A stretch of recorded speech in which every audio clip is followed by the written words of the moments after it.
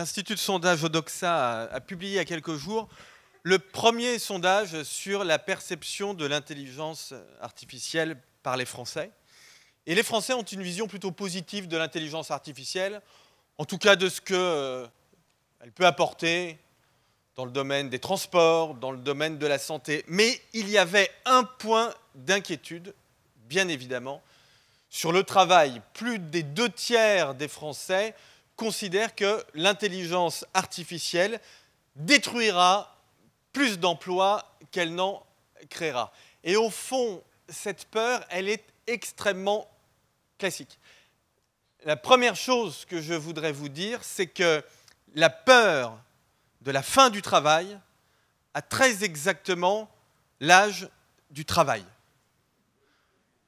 En tout cas, du travail dans sa conception moderne, dans sa conception positive, c'est-à-dire dans la conception qui est qu'a le travail depuis à peu près le début de notre ère.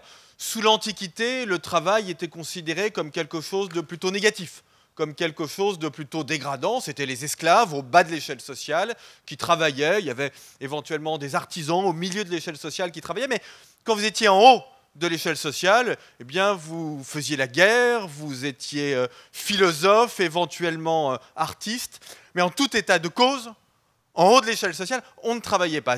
Tout ceci a changé avec la conception chrétienne, au fond, du travail. Et peu à peu, le travail est devenu quelque chose qui a été valorisé dans nos sociétés. Et depuis que le travail a commencé à être valorisé, eh bien, les hommes, quand je parle des hommes, c'est avec un grand H, j'embrasse la femme, les hommes se sont inquiétés de la potentielle disparition du travail, avec d'ailleurs parfois des conséquences politiques extrêmement concrètes. D'après mes recherches, le premier homme politique qui a craint la fin du travail, c'est l'empereur Vespasien. Donc là, on est vraiment au début de notre ère. C'est l'un des premiers empereurs romains. D'ailleurs, on est à peu près en 70 après Jésus-Christ. Et vous savez, Vespasien voulait reconstruire la partie de Rome qui avait été incendiée sans doute par Néron.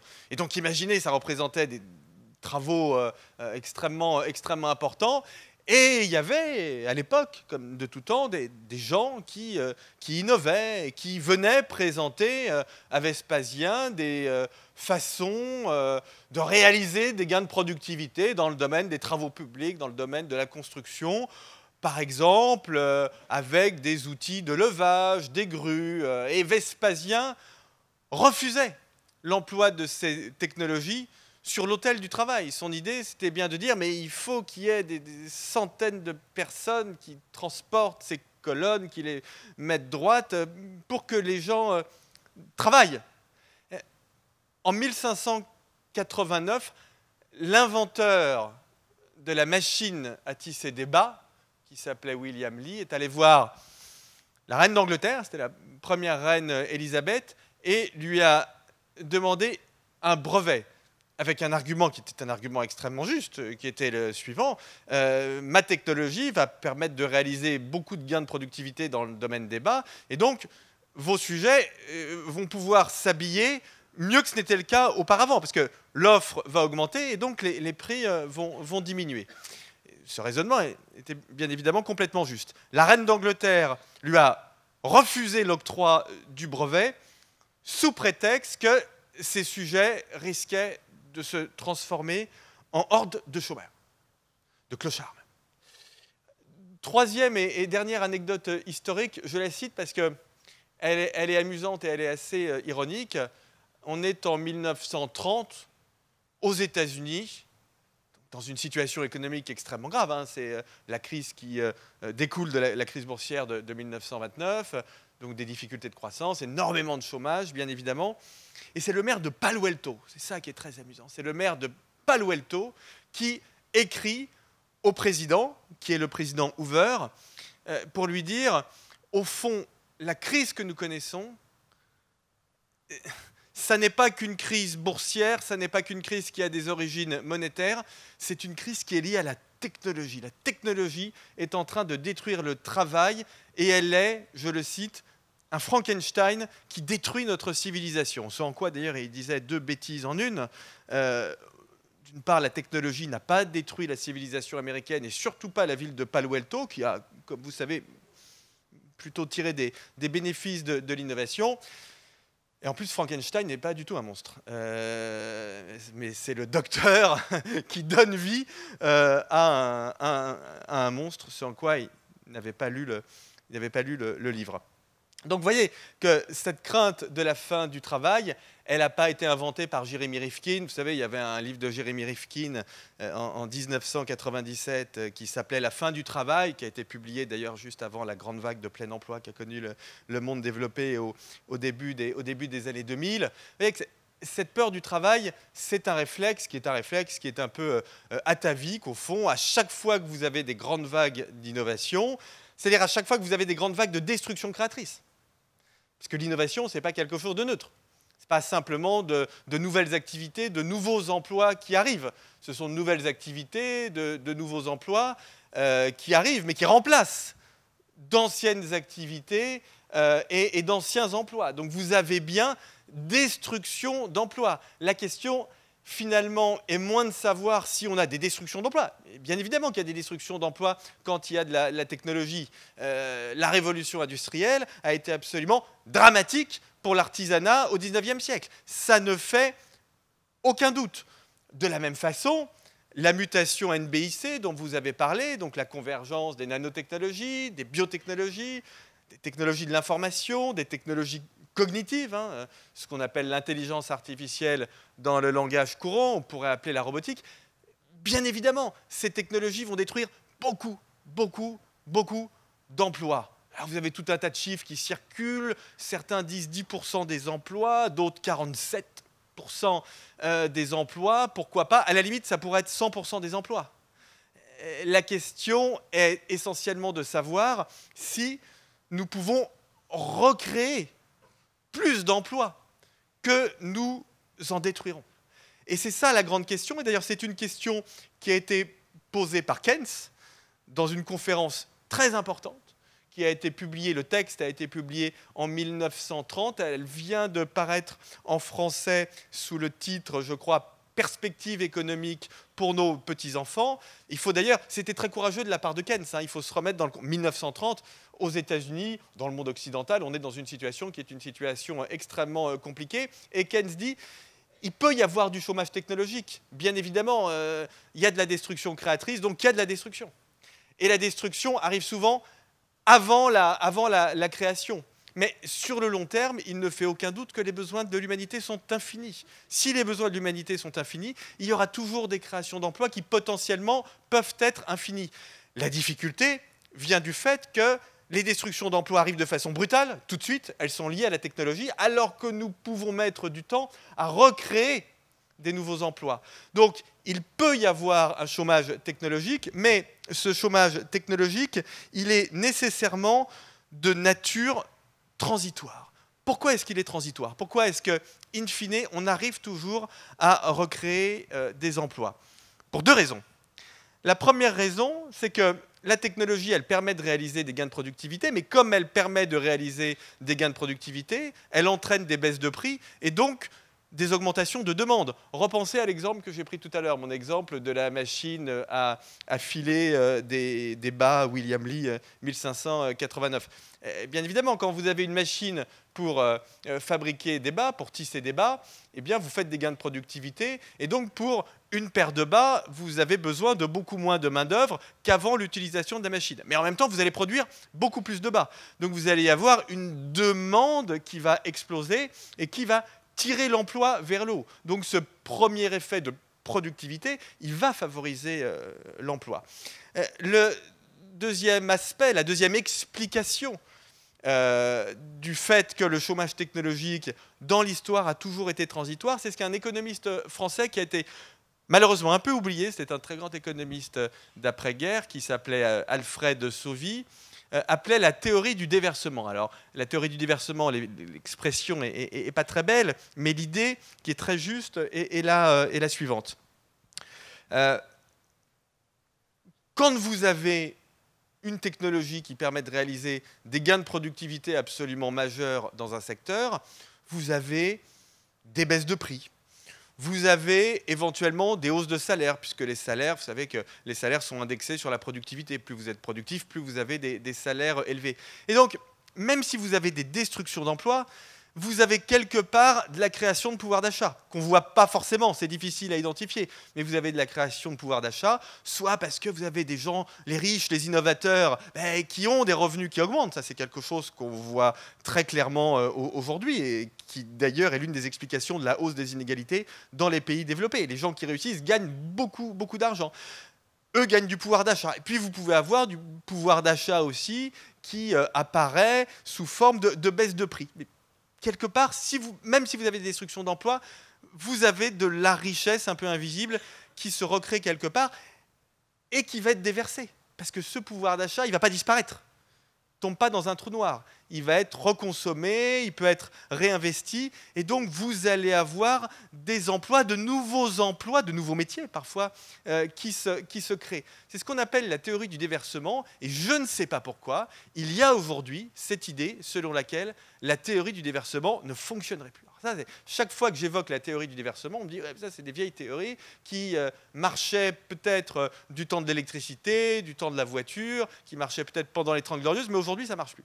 Alors, ce qui est très intéressant, mais ça, c'est l'éternelle différence qui a toujours existé dans le débat public entre la vérité des chiffres d'un côté et la perception de l'autre, c'est que toutes les études académiques nous montrent que la théorie du déversement n'a jamais aussi bien fonctionné qu'aujourd'hui.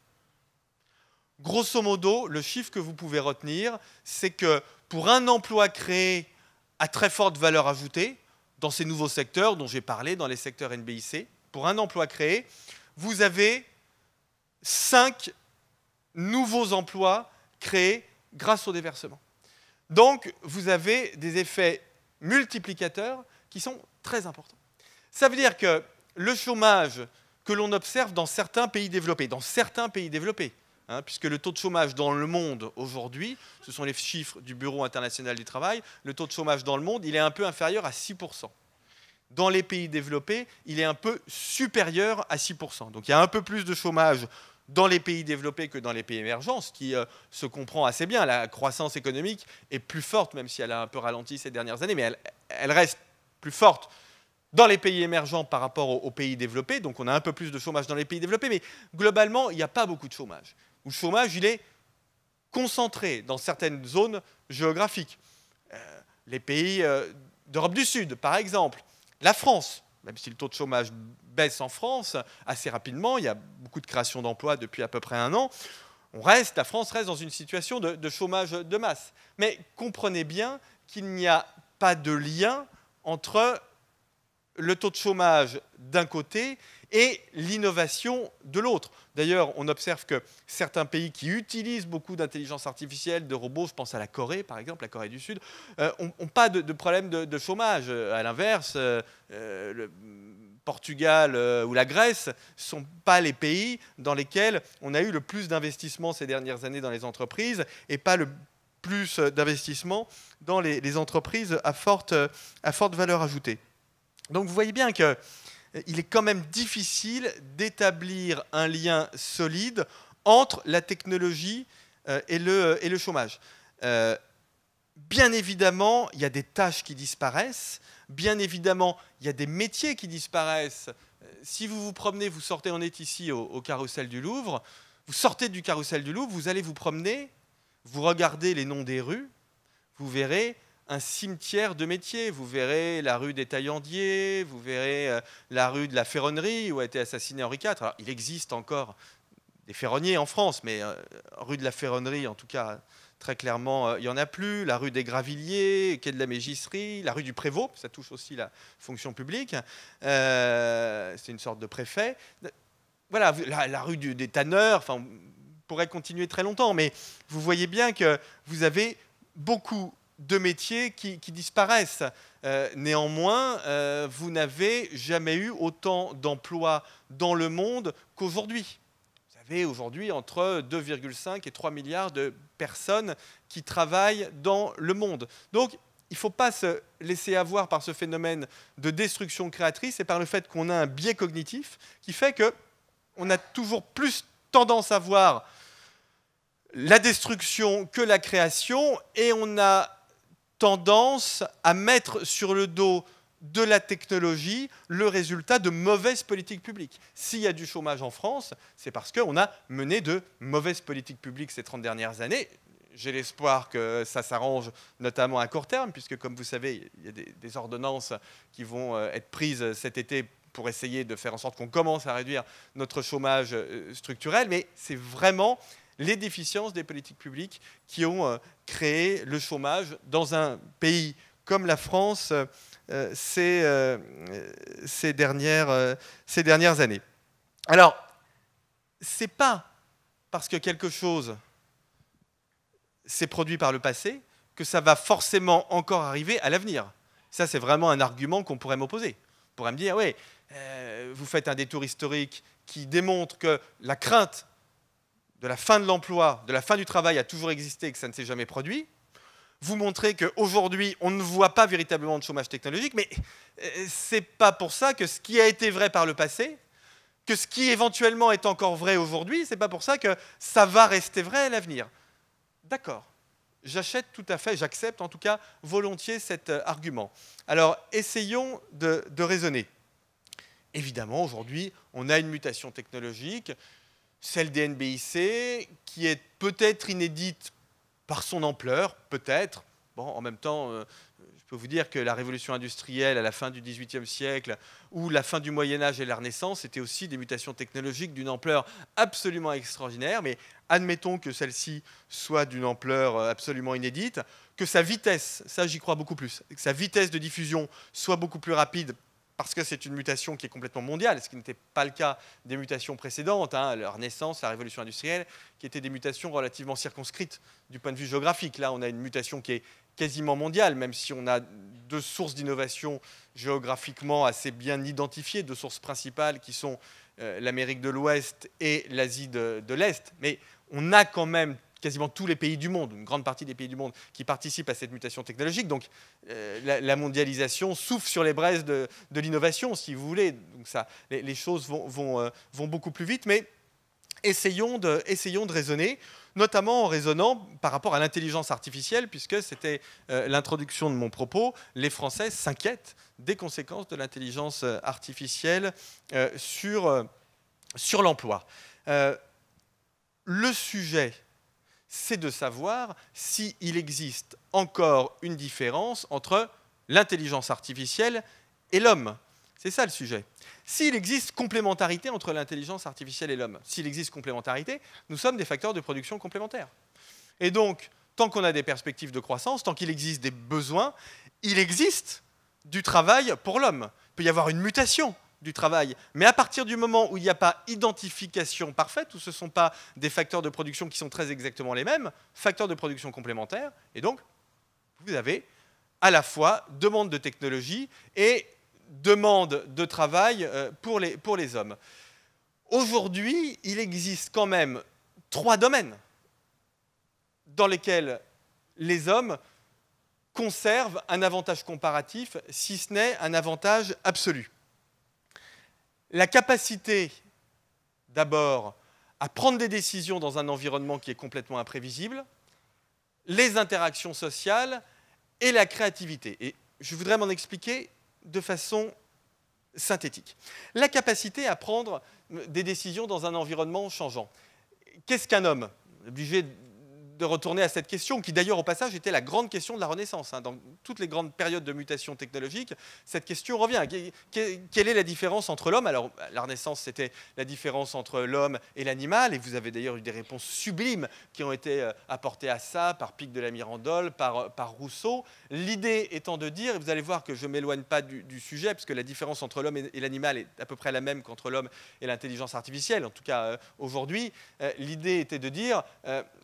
L'animal est programmé, il est programmé par ses instincts, très clairement. J'élève des poules chez moi, elles ont toujours pondu dans leur pondoir, c'est pas moi qui leur ai appris. Vraiment complètement inné, je ne leur ai jamais montré comment il fallait faire. Donc, on voit bien que l'instinct est quelque chose qui est extrêmement, extrêmement fort. Par contre, quand j'ai eu des enfants, il y a longtemps maintenant, les premiers biberons, ça a été extrêmement compliqué. Un véritable apprentissage de leur part et de la mienne. L'instinct est extrêmement faible. Donc, la différence entre l'homme et l'animal, c'est que l'homme a peu d'instinct, alors que l'animal a beaucoup d'instinct. Peut faire à peu près le même type de raisonnement avec la machine. La machine, aujourd'hui, est programmée pour faire quelque chose, pas l'homme.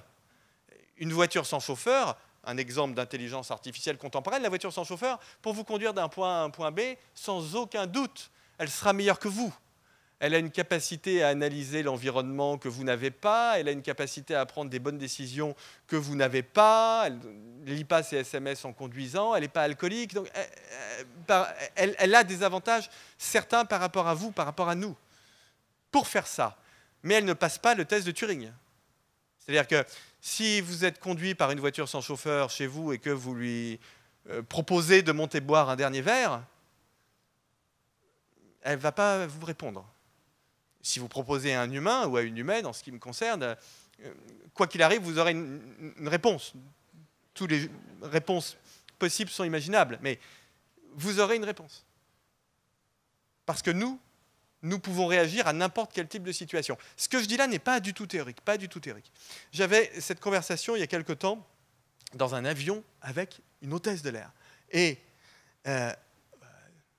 chacun ses faiblesses. Hein. Je suis tout à fait prêt à assumer celle-là. Et on parlait de ça, et au fond, mon idée, c'était de dire, pour montrer les consignes de sécurité, pour servir des repas, pour procéder à une évacuation, mais dans quelques années, un robot hybridé à une intelligence artificielle saura parfaitement faire ça. Et elle me disait, oui, bien sûr. Mais sur un vol long courrier, j'ai pas fait ça. Enfin, j'ai fait ça, mais ça, c'est la partie du métier qu'on voit. Mais j'ai aidé quelqu'un à sortir des toilettes parce qu'il s'y était enfermé. Parce que dans l'avion, vous savez, il y a des phénomènes de chute de QI parce que vous êtes dans un environnement, du point de vue darwinien, mais c'est vrai, du point de vue darwinien, qui n'est pas le nôtre. On ne vole pas spontanément. Donc, il faut aider les gens à sortir des toilettes sans que les autres, que les passagers s'inquiètent, etc. Donc, c'est assez compliqué à faire. Il me disait qu'il a fallu s'occuper de quelqu'un qui avait eu l'excellente idée de manger des cacahuètes alors qu'il était allergique à l'huile d'arachide. Et beaucoup moins drôle, et ça arrive, il a fallu s'occuper d'un passager qui faisait des avances à un enfant non accompagné. Quand même compliqué au stade actuel pour une intelligence artificielle de faire ça. On verra dans 30 ans, mais aujourd'hui, c'est compliqué. Donc, ce qui nous permet d'occuper ce genre de métier, de faire ce genre de tâches, c'est notre liberté métaphysique. C'est le fait qu'on est capable de réagir à toutes sortes de situations. Deuxième zone de complémentarité, les interactions sociales, bien évidemment.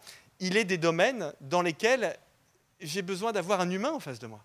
J'ai besoin d'avoir un humain en face de moi. Dans un hôpital, j'ai besoin d'avoir un humain en face de moi. Pas forcément pour me soigner. J'aurais peut-être plus tendance à faire confiance parfois à des machines pour me soigner qu'à des humains. J'en sais rien. En tout cas, ça peut se discuter.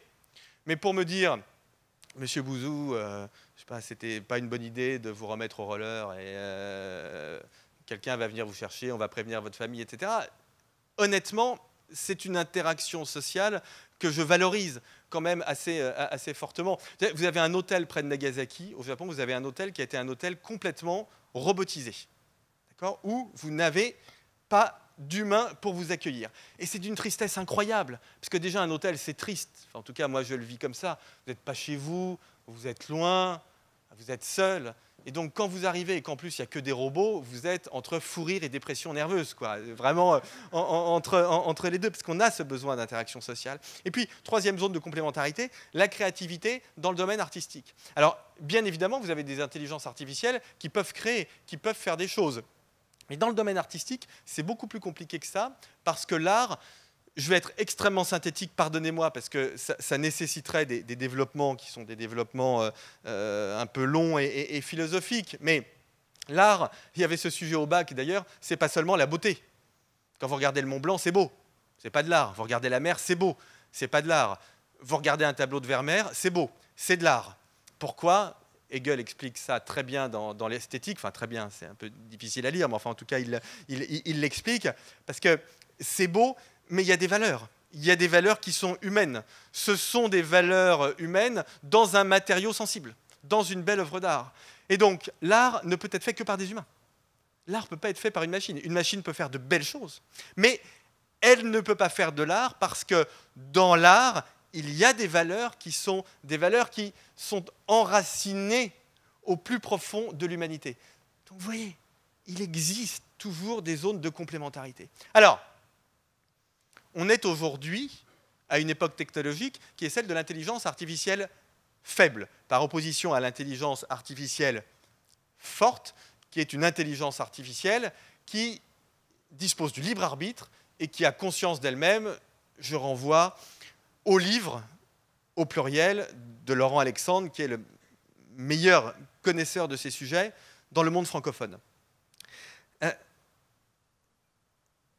L'idée d'Elon Musk, il y a quelques jours, vous avez peut-être entendu ça, était de dire, dans quelques années, dans quelques décennies, l'intelligence artificielle nous sera meilleure en tout. Et donc, sans doute, il n'y aura plus de place pour le travail humain. Je pense qu'Elon Musk est un génie absolu. Je pense que c'est le plus grand dirigeant d'entreprise dans le monde, mais je ne suis pas d'accord avec lui sur ce sujet. Je pense qu'il se trompe. Je pense qu'il se trompe en vertu d'une très vieille théorie économique, d'ailleurs, qui est une théorie économique du 19e siècle, qui a été développée par un économiste britannique qui s'appelait David Ricardo. Cette théorie s'appelle la théorie des avantages comparatifs.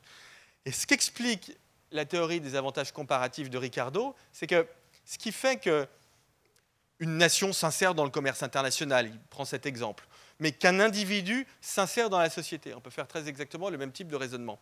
Ce n'est pas le fait qu'il soit meilleur en tout que tout le monde. C'est le fait qu'il possède un domaine dans lequel il est bon, même si d'autres sont meilleurs en tout. Mais il y a tous quelque chose qu'on sait faire. Et on a tous intérêt à se spécialiser dans ce qu'on sait faire.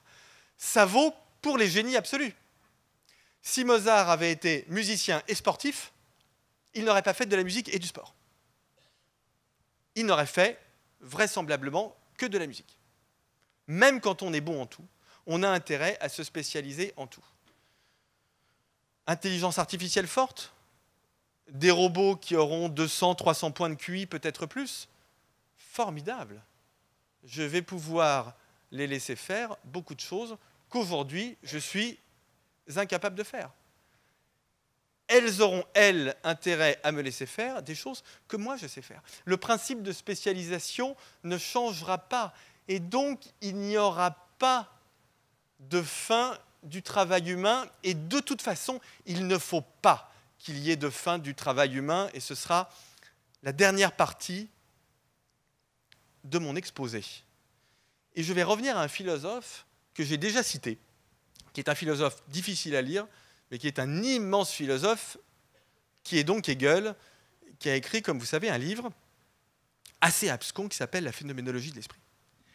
Dans ce livre, il y a l'un des passages qui est un des passages les plus grands de toute la philosophie. C'est un passage qu'on appelle souvent la dialectique du maître et de l'esclave. Vous connaissez l'idée de dialectique, hein. La dialectique, c'est l'idée selon laquelle un terme devient son contraire. Un terme se renverse en son contraire. Et vous saisissez du coup tout de suite l'idée de Hegel. L'idée de Hegel, c'est de dire que l'esclave, progressivement, va devenir le maître, et que le maître va devenir l'esclave. Quelle est l'idée de Hegel, je crois extrêmement profonde, et puis surtout très profondément juste. L'idée de Hegel, c'est de dire le travail, c'est ce qui nous humanise. Bien sûr, le travail, c'est ce qui nous humanise. Bien évidemment, les animaux ne travaillent pas. Les animaux ne travaillent pas. Nous, on travaille, on construit le monde. Le travail, c'est notre participation au monde. Le travail, c'est ce qui fait que le monde d'aujourd'hui soit extrêmement différent du monde d'il y a plusieurs siècles, a fortiori du monde d'il y a plusieurs millénaires. Il y a un changement du monde, et d'ailleurs, je considère qu'il y a un progrès du monde. Je renvoie par exemple au livre récemment publié en français de Johan Norberg. S'il y a un progrès du monde, c'est parce que nous travaillons. Donc le travail humanise. Il y a une très belle phrase de Frédéric Dard, vous vous souvenez de Frédéric Dard qui disait, et là aussi je crois que c'est incroyablement juste, quand tu rentres dans le travail, ça n'a plus d'importance que tu meurs. Et oui, Parce que quand on rentre dans le travail, on rentre dans une sorte d'éternité. On rentre dans cette construction du monde. C'est ça ce que veut dire Hegel. Et donc, l'esclave, il travaille. En travaillant, il s'humanise. Et vous comprenez bien que c'est très exactement l'inverse qui se produit pour le maître. Le maître, à force de ne pas travailler, se déshumanise. Et vous savez, les gens le sentent très bien, ça. Quand on regarde les études d'économie du bien-être, il y a beaucoup de spécialistes français d'économie du bonheur, Michael Mango, Claudia Sénic, Lucie Davoine, je renvoie à leurs livres qui sont tout à fait clairs et passionnants. Les gens qui ne travaillent pas, souvent, ce sont des gens malheureux. On est malheureux de ne pas travailler. Travailler est fatigant, parfois ennuyeux, parfois on n'a pas envie de travailler, mais ne pas travailler, c'est pire. Parce que quand on ne travaille pas, on ne participe pas à cette construction du monde. Et c'est bien ça ce que veut dire Hegel dans sa dialectique du maître et de l'esclave. Donc on a toujours intérêt à travailler. Il ne faut pas démissionner sur la question du travail, raison pour laquelle, contrairement à certains de mes proches amis, je suis violemment contre le revenu universel. Je ne veux pas qu'on dissocie le revenu du travail dans nos sociétés. On a parfaitement le droit d'avoir des revenus sans travailler, bien évidemment. On a le droit d'être étudiant, d'être malade, d'être retraité. C'est normal. Aucun problème avec ça. Ce serait stupide. Mais la colonne vertébrale de nos sociétés, ça doit rester le travail. Et ces technologies nous donnent deux opportunités. Les technologies NBIC dont on a parlé, elles nous donnent deux opportunités. Désaliéner un peu le travail. Désaliéner le travail. C'est-à-dire faire en sorte que les gens soient plus autonomes. S'il y a des dirigeants d'entreprise dans cette salle, il y en a, laissez vos collaborateurs travailler, s'il vous plaît. Laissez-les travailler. Par exemple, supprimez les réunions. Il vaut mieux pas de réunions que trop de réunions. Supprimez les réunions. Allez-y, hein. Je trouve aussi que c'est une bonne idée. Et oui, là aussi, on revient à Hegel. Hein. Si vous voulez que les gens s'humanisent, il faut qu'ils voient le résultat de leur travail. S'il y a trop de process, s'il y a trop de réunions, ils ne peuvent pas le voir. Hein. Moi, je suis très effrayé. Vous savez, sans rire, tous les jours, j'ai des gens qui viennent me voir et qui me disent « Vivement ce week-end, que je puisse enfin travailler. » C'est extraordinaire, hein, parce que vous les démotivez énormément avec vos process et vos réunions. Et au lieu de dire vivement le week-end que je puisse enfin... Non, ils veulent quand même travailler. Les gens veulent travailler. D'accord ? Donc, moins de process, désaliéner le travail, laissez-les travailler chez eux, supprimer les pointeuses. Alors, ce n'est pas toujours possible, mais j'espère qu'après les ordonnances travail, ça va devenir possible. Contrôlez pas le temps de travail. C'est des trucs du 19e siècle. Hein. Vous savez que le temps de travail, le contrôle du temps de travail et du lieu de travail, ce sont les contrats salariés du 19e siècle. Donc, vous, les dirigeants d'entreprise qui vous faites les parangons de la modernité, ne proposez pas à vos salariés les conditions de travail du 19e siècle, parce que ce n'est pas moderne. Et il faut montrer le sens du travail, le sens du travail. Et ça aussi, c'est hegelien. La femme de ménage chez SpaceX, elle participe à la conquête de Mars. Elle le voit comme ça, et sur le fond, elle a raison. Parce que de fait, il faut qu'il y ait des femmes de ménage chez SpaceX pour qu'un jour, on puisse aller sur Mars. Ça, c'est donner un sens au travail, désaliéner le travail, donner un sens au travail. Travailler, travailler, travailler. Ne jamais démissionner. Le grand combat politique du XXIe siècle, c'est celui du travail.